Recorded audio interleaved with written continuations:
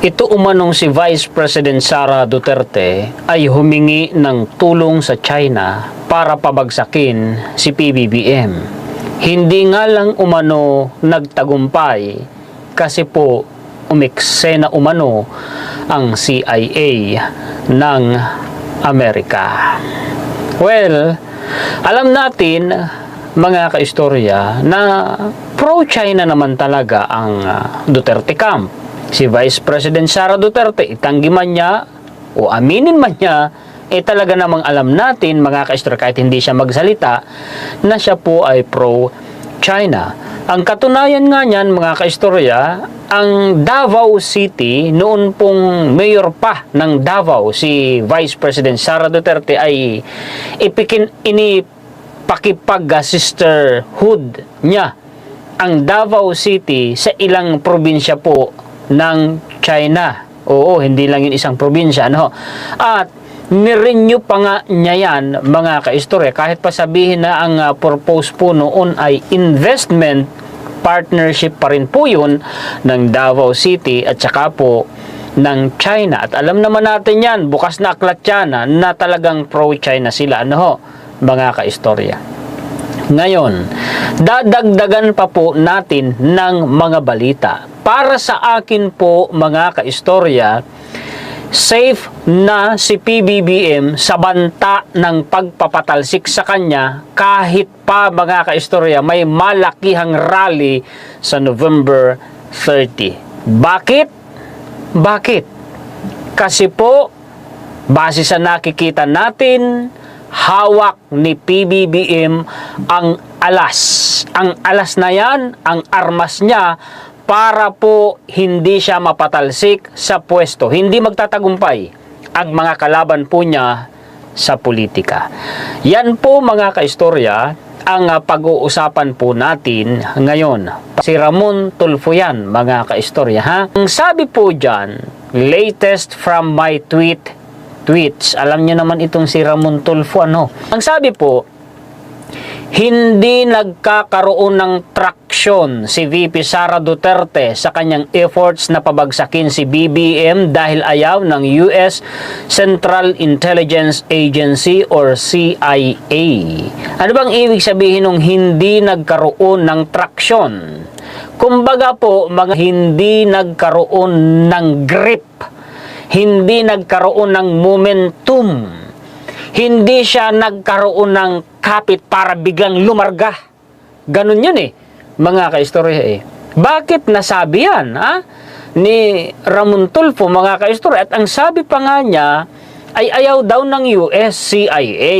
Ay alam naman natin mga kaistorya na ayaw talaga ng Amerika sa pro-China. Di po ba? Kalaban nila ang China Eto pa.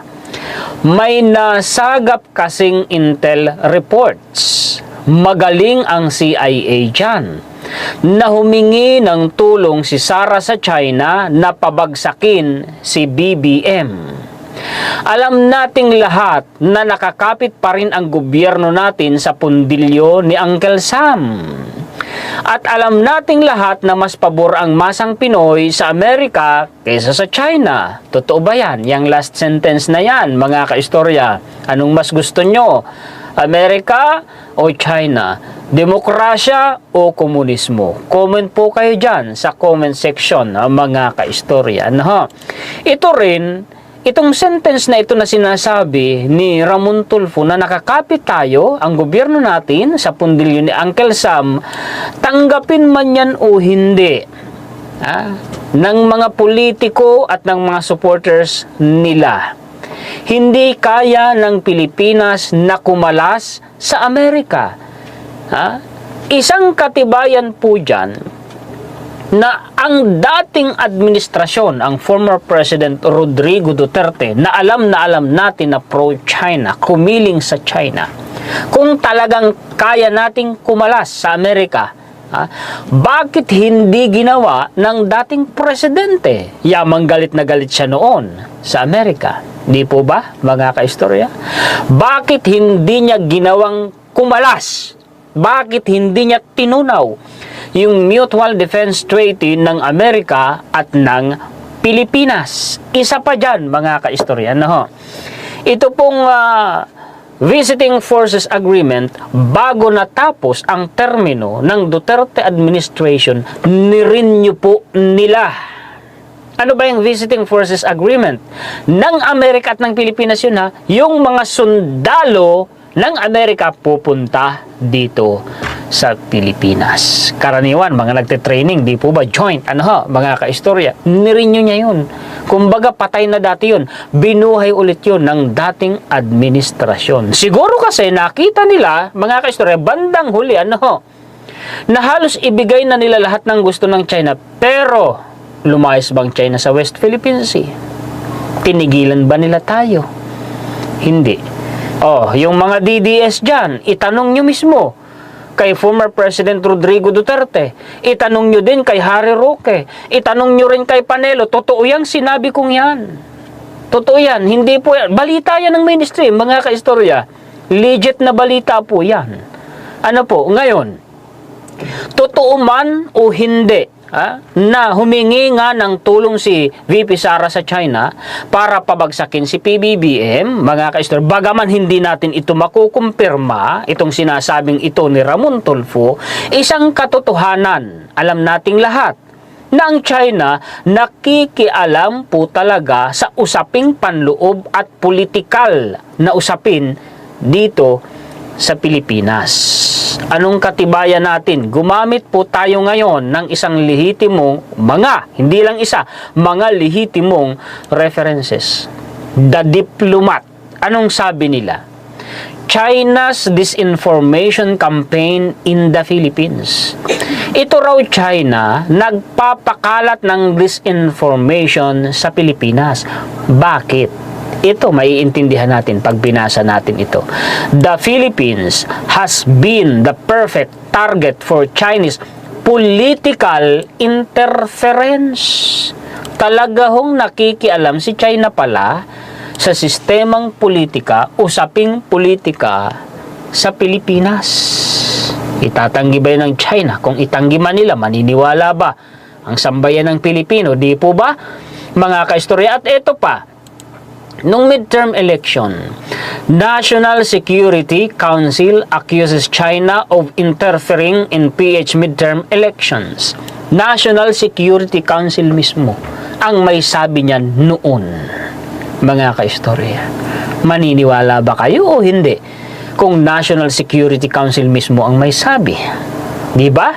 Ito pa, ito ay si Indo-Pacific Defense Forum Philippines to investigate possible election interference by Chinese government. May 3, 2025 ang balita na ito. Ang sabi rito, Philippine President Ferdinand Marcos Jr. has ordered an investigation into allegations of foreign interference in the May 2025 midterm national and local elections after a top security official warned that Chinese government-sponsored groups may be attempting to influence the outcomes.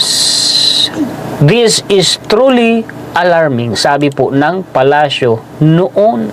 Ngayon, kung hindi nga talaga yan nakaka-alarma, kung pipitsugin lang ang balita na yan, bakit pinatulan ni Presidente BBM?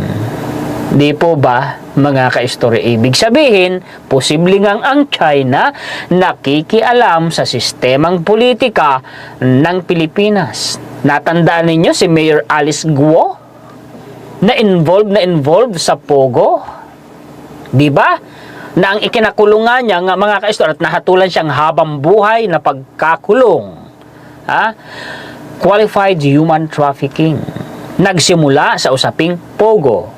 Natandaan ninyong usaping Pogo na mga illegal Chinese nationals pumasok sa Pilipinas para dito maghasik ng lagim sa bansa natin. Naghasik dito ng kasamaan.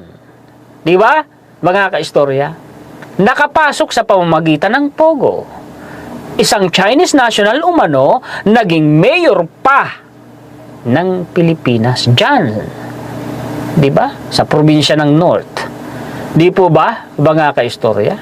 Eto pa, kuha pa tayo ng reference. Si South China Morning Post.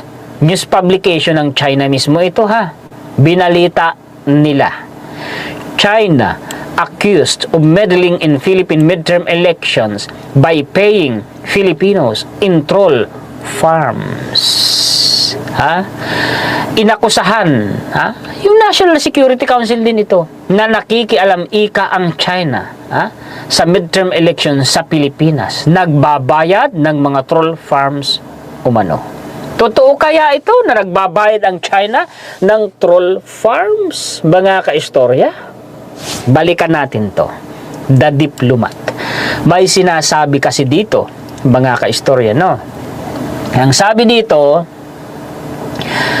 in US-China relations, coordinated inauthentic behavior is no longer so on and so forth. Dito po tayo sa, para hindi po mga kaistorya maligoy, dubbed Operation Naval Gazing by the social media analysis firm Graphika. The network consisted of 155 accounts, 11 pages, 9 groups, and 6 Instagram accounts and attracted an audience of at least 130,000 followers. The network particularly targeted Philippines. Mga grupo yan, mga pages po yan, mga kaistorya, mga accounts na tinatarget ay ang Pilipinas. Saan yan? Social media yan, karaniwan po, Facebook. Where it actively interfered, nakikialam, nanghihimasok sa politika ng Pilipinas. Yang mga grupo na yan ha, yang mga pages na yan ha, yang mga accounts na yan ha, na binanggit sa Facebook yan, and generated millions of digital interactions by promoting politicians and favorable to China. Pinopromote nila yung mga pro-China na politiko ika. Including, binanggit pa nga President Rodrigo Duterte. Bakit President? Kasi po mga kaistorya, ito po ay binalita October 6, 2020. Di ba mga kaistorya? Ano pang sabi? This marks the second time that Facebook has removed. Inaksyonan niya ng Facebook na-detect ng Facebook disinformation networks emanating from China. Yung mga accounts na yon, yung mga pages na yon, yung mga groups na yon sa Facebook, kontrolado ng gobyerno ng China. Bakit ko nasabing gobyerno? Wala naman huwan historiador na banggit na gobyerno ng China yung pinagmumula niyan. Kasi po, mga kaistorya, ang Chinese national, mga mamamayang Chinese dun sa China, bawal gumamit ng Facebook. Nakaban po yan sa China. So, sino ang pwedeng gumamit? Kung ganoon, gobyerno. Di ba, mga kaistorya? Tingnan niyo ang pagka-ipokrito ng China. Pinagbabawalan nila ang mga mamamayan nila na gumamit ng Facebook. Pero yung gobyerno nila gumagamit ng Facebook para lamang po magpakalat ng disinformation campaign sa Pilipinas para manghimasok, makialam sa usaping politika sa Pilipinas. Kita ninyo? Binanggit, mga kaistorya. Kalinaw naman, di po ba? Mga kaistorya, ano pang sabi dito? China's embrace of foreign influence operations marks an important evolution in its cyber statecraft. Ayaw nyo ba ng maligoy? Kasi ginawan ko na po ito, mga kaistorya, ng dedicated content. Kung magbo-browse kayo dyan, ng mga nakaraang taon pa, sa aking YouTube channel. Itong Operation Naval Gazing na ito, na tinatawag, kaya nagpapakalat ng disinformation campaign ang China sa Pilipinas. Kaya nakikialam sila sa sistemang politika natin dahil dito sa tinatawag na Operation Naval Gazing.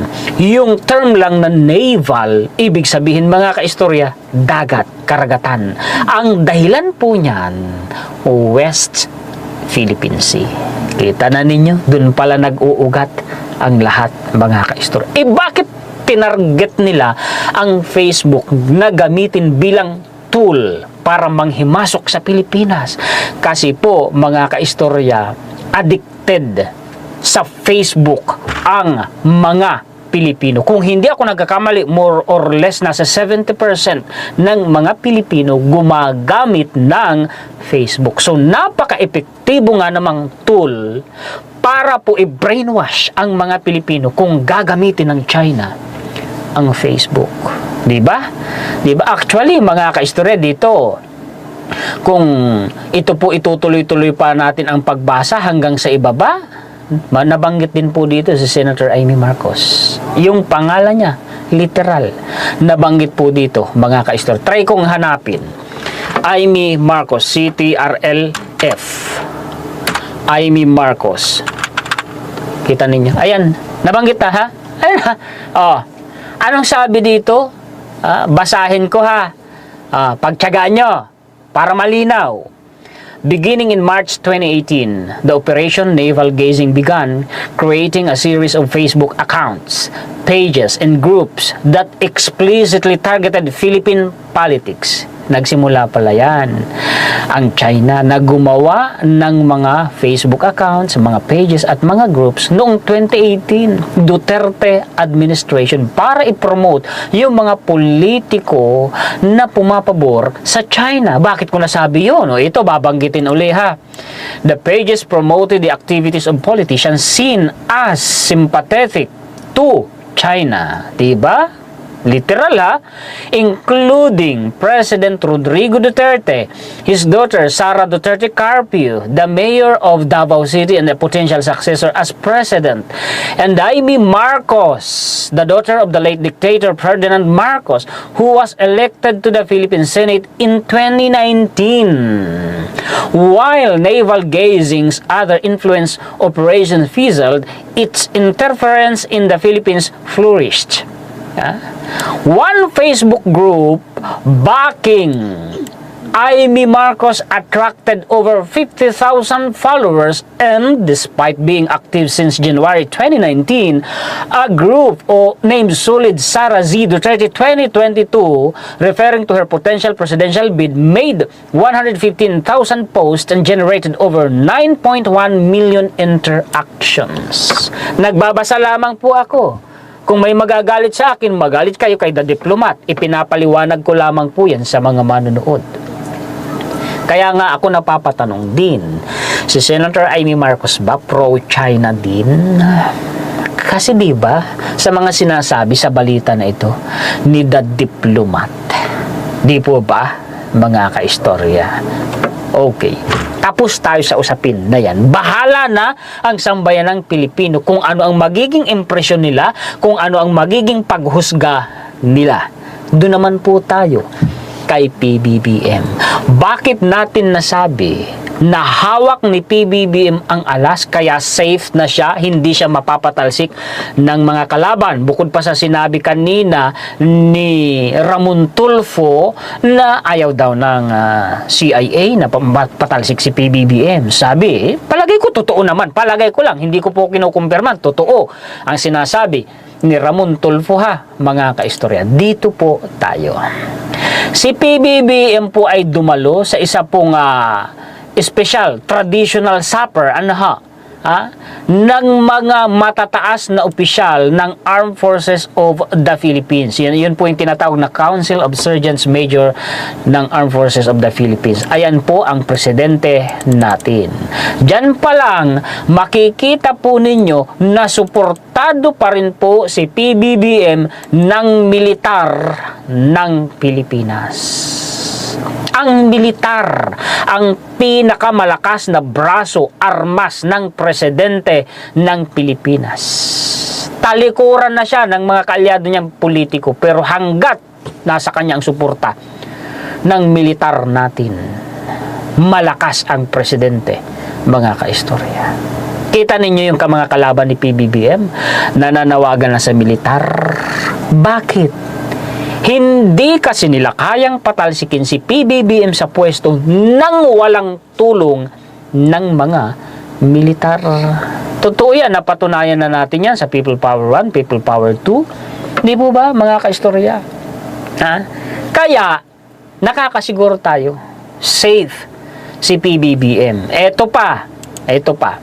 Mismong ito, pahayag ito ng militar, ng sundalo, mga kaistorya. I-play ko po. To personally express our heartfelt appreciation, a simple thank you may not fully capture the depth of our gratitude for your dedication and love for our soldier. Sinong pinatutungkulan niya? Sinong kausap niya dyan? Si PBBM po. But as our return, sir,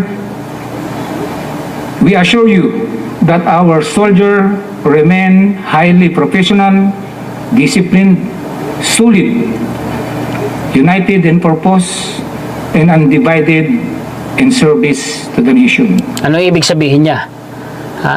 Nananatili silang tapat sa konstitusyon, hindi apektado at hindi na iimpluwensyahan ng politika.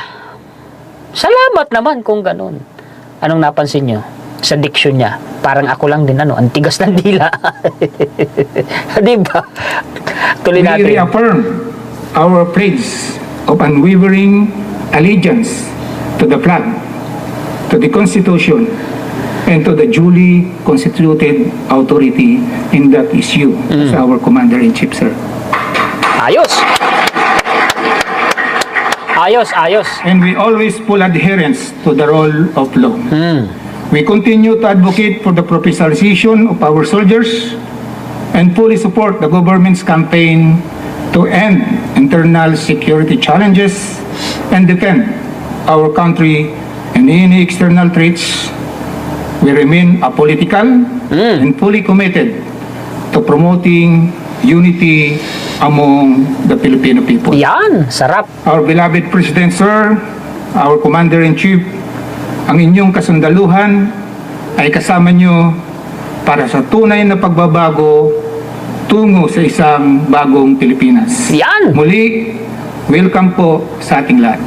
Napakasarap naman pakinggan nun, mga kaistorya. Parang pinanghinaan ng loob yung mga gustong magpatalsi kay PBBM. Kasi di ba, todo na sila ng panawagan sa militar natin. Mag-withdraw na kayo ng support kay PBBM, di ba?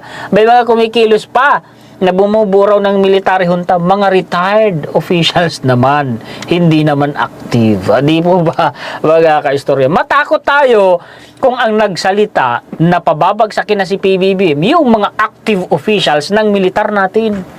Di po ba, mga kaistorya? O ito pa, baka hindi pa kayo satisfied dyan. Ay didagdagan pa po natin, mga kaistorya. Ang sabi dito, balita po ni ABS-CBN, we remain apolitical. Military advisors pledge support for Marcos Jr. amid destabilization rumors. Yun pala yun, kaya nagpahayag ng ganon ang militar natin. Kasi dahil dun sa usapin po ng destabilization, o di ba?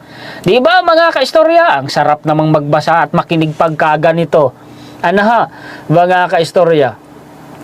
Yun na yun, hindi ko na, biruin ninyo, 200 sergeant pala yan, majors. Dami. O yung impluensya niyan sa mga subordinates nila.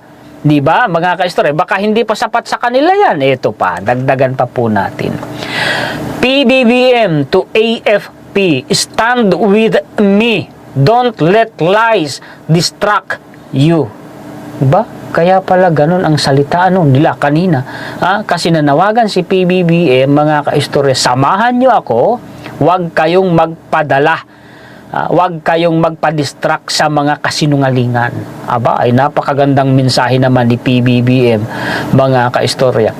President Ferdinand Marcos Jr. on Friday urged the armed forces of the Philippines to remain united and steadfast in their mission to protect the country despite attempts to spread misinformation and disinformation. Huwag tayong magpapadala sa ingay ng kasinungalingan sa gitna ng pagpapakalat ng maling impormasyon para sa ating pagkakawatak-watak. Tumindig tayo sa katotohanan. Ay, kagaling naman ang mensahe naman na yan ni PBBM, mga kaistorya. In these challenging times, when uncertainty tries to cloud our vision, one truth remains clear. Our republic endures because those who protect it do not falter. Despite these waves of change, your purpose remains unchanged. Remain loyal to the Constitution, protect the republic, and safeguard all Filipinos. Di pa ba sapat yan? Dagdagan pa po natin. Talagang hinanap ko po itong mga ito. Mga kaistorya, inipon ko po talaga ito para sa inyo. Oo. Ang sabi po, AFP stresses non-partisanship as Marcos faces allegations. Ano bang ibig sabihin ng non-partisan? Walang pinapanigang politika. Ano ho? Mga kaistorya, neutral sa usaping politika.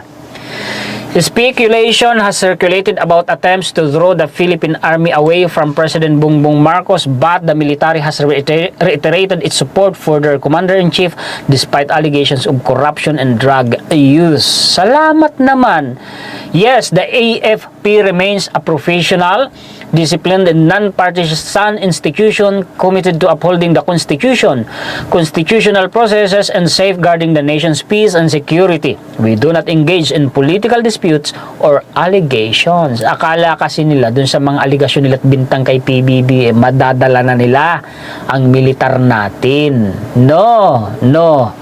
Ha? May sarili pong utak ang mga militar natin. Ano ho? Salamat naman kung ganon, dagdagan pa po natin. Base po sa balita po ni One News, hindi ko na ipi-play, ang babasahin ko na lamang po ay yung caption. Ito po yan, i-highlight ko para makita ninyo kahit paano. Anong sabi? Calls to withdraw support for Marcos are just political noise, sabi po ng Armed Forces of the Philippines through AFP spokesperson Colonel Francel Padilla. Ang sabi po niya, mga kaistorya, the calls to withdraw support for President Bongbong Marcos are merely political noise. She also stressed that there will be no withdrawal of support within AFP ranks.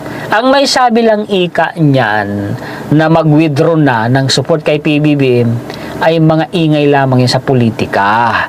Walang ganyan sa loob ng militar natin. Salamat naman kung ganon. Mga kaistorya, ha? Hayaan niyo lamang ho yan. Masakit sa kanya kasi itong binabasa natin. Eto pa! Akala nyo isang alas lang ang hawak ni PBBM. Ha? Hawak niya yung spade. At hawak niya pa yung heart na alas. Ito, League of Municipalities reaffirms support for Marcos amid drug allegations. League of Municipalities yan, mga kaistorya. Mga mayors po yan. Diba, itong si Sabit Singson, may impluensya yan sa mga samahan ng mga mayors. Pero ito, League of Municipalities na ito, mga kaistorya. Anong sabi dito? Nakita ko po yung kanilang official statement. Ito po yan, may Facebook page po kasi yan. Ito po ay shinare po, pinost din ito, nirepost po ito ni Mayor Zamora. Kaya ko nakita. Ito na lamang ang babasahin ko po, mga kaistorya. Yung sabi, LCP or League of Cities of the Philippines statement of support to the leadership of President Ferdinand R. Marcos Jr. Masakit ba mga DDS? Na ngayon pa lang nakikita nyo, hindi kayo magtatagumpay sa pagpabagsak kay PBBM. Gaano man yung effort na ginagawa ninyo, halos tumambling-tambling na nga yung iba. Sabi, the League of Cities of the Philippines reiterates its full support for the leadership of His Excellency Ferdinand R. Marcos Jr., being the duly constitutionally elected President of the Republic of the Philippines. We stand behind his commitment to further empower LGUs in advancing public infrastructure, education, and health services, while upholding transparency and accountability in public governance. As cities, we remain steadfast in fulfilling our mandate to serve the Filipino people and pursue programs that uplift communities.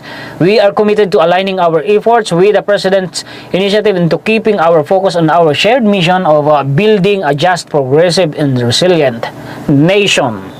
Subukan yung pabagsakin. si PBBM. Bagsak din tong yung mga munisipalidad, mga local government. Pag bumagsak ang national government, damay po yan. Damay-damay tayong lahat dito. Hindi naiintindihan ng mga DDS. Akala nila, siswerten sila pag napabagsak na si PBBM at napalitan ng bagong presidente. Akala nila, hindi sila apektado. Kuidaw kayo, akala nyo, hindi kayo magsasuffer dito. Akala nyo lang yun. Akala nyo wala, pero meron. Meron, apektado kayo. Di ba, mga kaistorya? Tuloy pa natin. Ayon kay Department of National Defense, kay DND Secretary Gilberto Chodoro, pwedeng hulihin, alin yon mga kaistorya? Ano yung pwedeng hulihin? Sige kayo, bahala kayo sa buhay nyo. Protesters calling for withdrawal of support for the government should be arrested. Diba? Bakit? Parang inciting to sedition mga kaistorya. Bakit daw pwedeng arestuhin? That's totally illegal. And that's inciting to sedition. What you cannot do directly, you cannot do directly with the law. When you say withdrawal of support, it's an indirect way of saying I'll take over, which is illegal. Sige, mag-rally kayo. Gumamit pa kayo dyan ng mikropono. Gumamit pa kayo ng megaphone. Gumamit pa kayo ng malalaking speakers. Magsigawan kayo dyan, okay lang. Hanggat yung ginagawa ninyo na pagpapahayag ng inyong saloobin, ay karapatan naman ninyo yan, hanggat walang nilalabag na batas, okay lang yan. Pero pag may nilabag na kayong batas, ibang usapan na yon. Sabi ko nga, mga kaistorya, ang karapatang pantao ay nalilimitahan ng batas at ang batas naman nalilimitahan ng karapatang pantao. Lahat kasi, mga kaistorya, may hangganan. Ano po? Sige, exercise mo, namnamin mo ang iyong mga karapatan. Pero siguraduhin mo na sa pag-exercise mo, pagnamnam mo ng iyong mga karapatan, wala kang malalabag na batas. Di po ba, mga kaistorya? Ito naman, aarestuhin daw yung manggugulo. Anong sabi dito sa caption na ito ng balita ni ABS-CBN? Aarestuhin namin kayo. Ito ang babala ni NCRPO Chief Police Major General Anthony Aberin sa mga manghuhuling manggugulo o lalabag sa batas sa gitna ng mga kilos protesta kontra korupsyon sa Maynila at Quezon City sa linggo. Bukas na yun higit 16,000 daw po na PNP personnel ang ipapakalat sa mga protest areas bukas. Tungkulin naman nila ito pa, secessionist yata ito si Kiko Barzaga If Mindanao successfully secedes, then there is a possibility that President Rodrigo Duterte may return home. Sige! Itudo puwersa nyo, mag-ipon-ipon kayong lahat. Ihiwalay nyo ang Mindanao sa Pilipinas nang magka-ari-aristo na kayong lahat. Labag na sa batas yan. Secession yan. Sige. Anyway, if may nakalagay naman, siguro pagpapahayag lang ng opinion niya ito, Pero kung sakali, sige, may papatol, gawin nila. Sige. Iisa lang ang kinikilalang gobyerno at konstitusyon sa Pilipinas. Yung gobyernong yan, nandun sa syudad ng Maynila. At ang konstitusyon natin, 1987 Constitution lang. Walang konstitusyong sarili pa ang Mindanao. At walang sariling gobyerno ang Mindanao. Diba? Sige, gawin ninyo. Ewan? Ano yan? Desperado? Diba? Diba? Okay, tungkol naman sa mga corruption dyan, sa flood control scandal na yan, kay Zaldico, may bagong report po. Magandang araw po sa inyong lahat.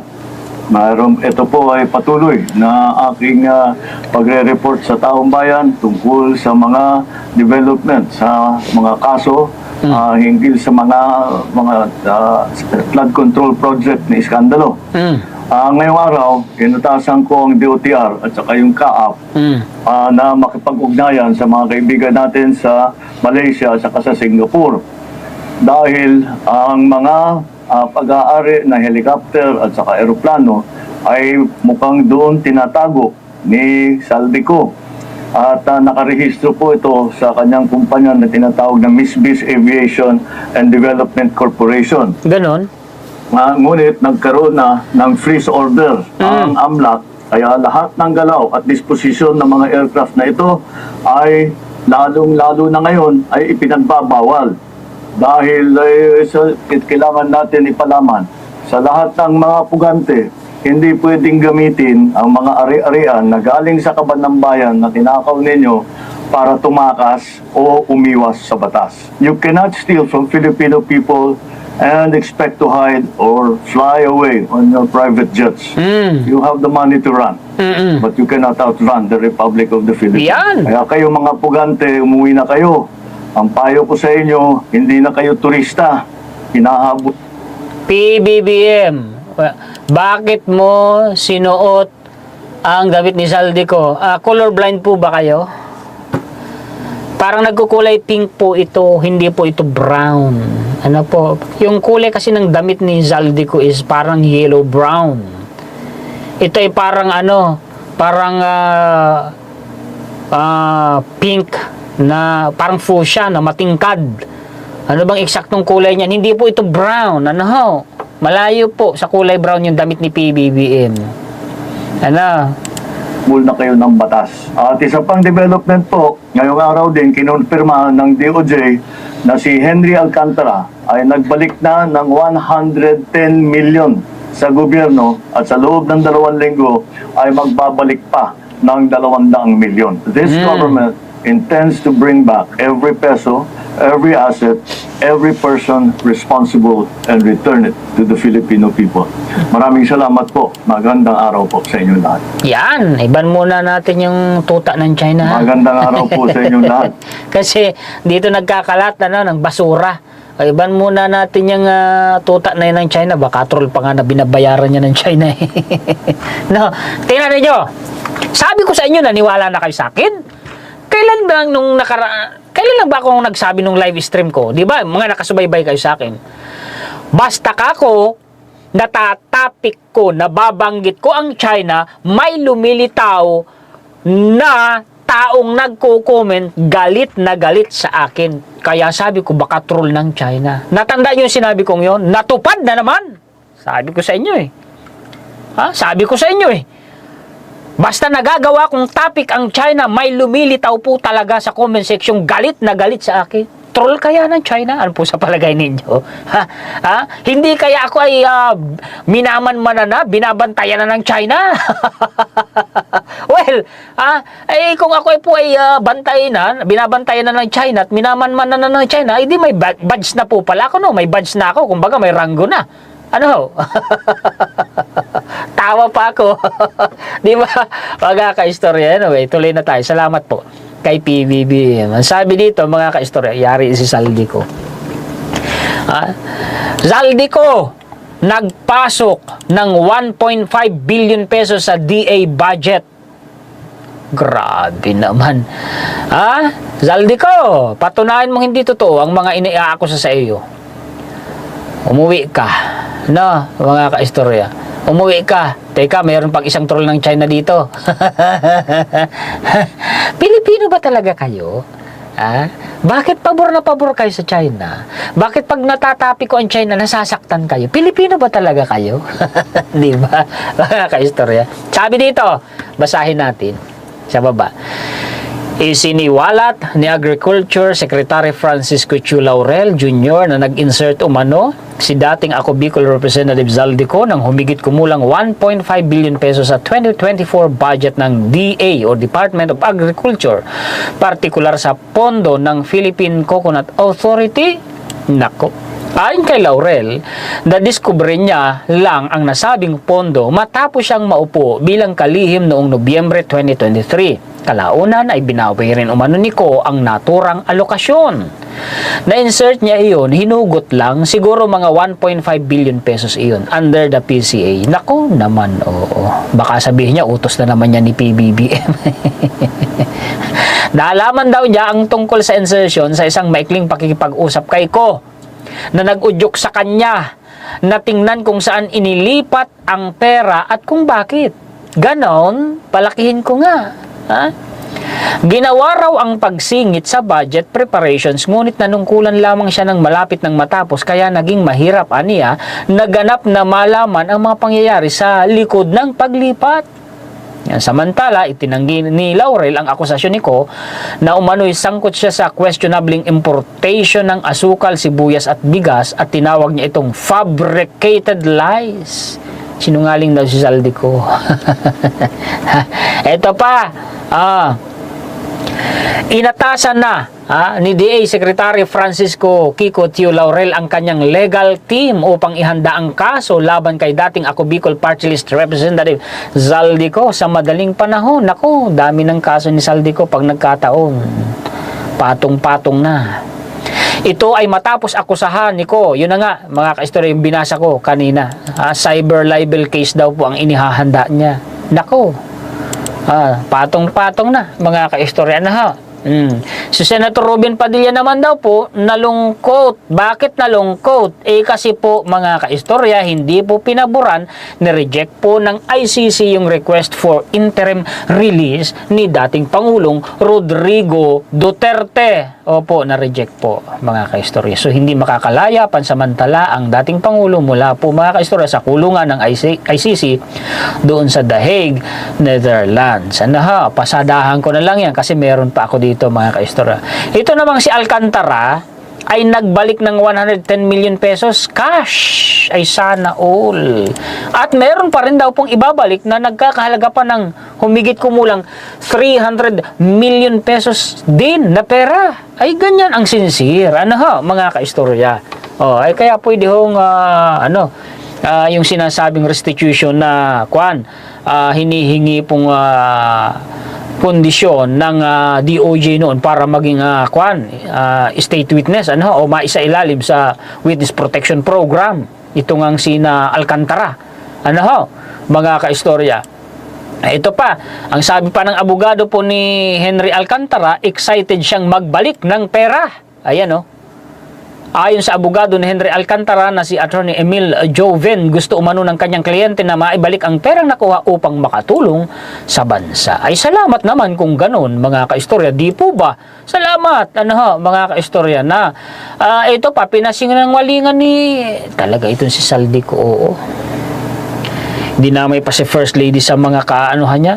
Ito, Agriculture Secretary Francisco Laurel Jr. shows a copy of report on Thursday to refute the allegations of former Congressman Zaldico implicating First Lady Liza Araneta and rice and onion smuggling. Sinungaling daw si Zaldico, hindi raw yun totoo. Laurel also showed screenshots of his conversation with Ko allegedly containing demands from the agency. Yari ka, Zaldico, may hawak na ebidensya si DA Secretary. Paano yan? Magagamit po yung ebidensya, mga kaistorya. Kaya sabi ko, mag-ingat po kayo kung sino ang paniniwalaan ninyo, mga kaistorya. Kung naniwala agad kayo dyan kay Zaldico, di pa paano na, hindi naman di ba, ang daling gumawa ng kwento. Di ba? Ang daling gumawa ng kwento. Ito pa, ang magtataka kayo kay Zaldico, bukod sa nagbabago-bago ang hugis ng mukha, kasi alam ko bilugan ang mukha ni Zaldico mga kaistorya magtataka ka sa kanya kung talagang personal niyang nasaksihan, naranasan yung mga pangyayari na isinasaysay niya, bakit nagbabasa siya ng script at paisa-isa pa ang basa niya? Kung talagang naranasan mo yun at ikaw mismo nakasaksi doon, nakita mo abay, kahit hindi ka kahit di mo yun isulat, kabisado mo yun. Di mo ba, mga kaistorya? Magtataka ka dyan, siya nga harapin niya muna yung kaso. Patunayan niyang wala siyang kasalanan, patunayan niyang malinis siya, saka tayo maniniwala sa kanya. Mga kaistorya. Yan po ang mga balita.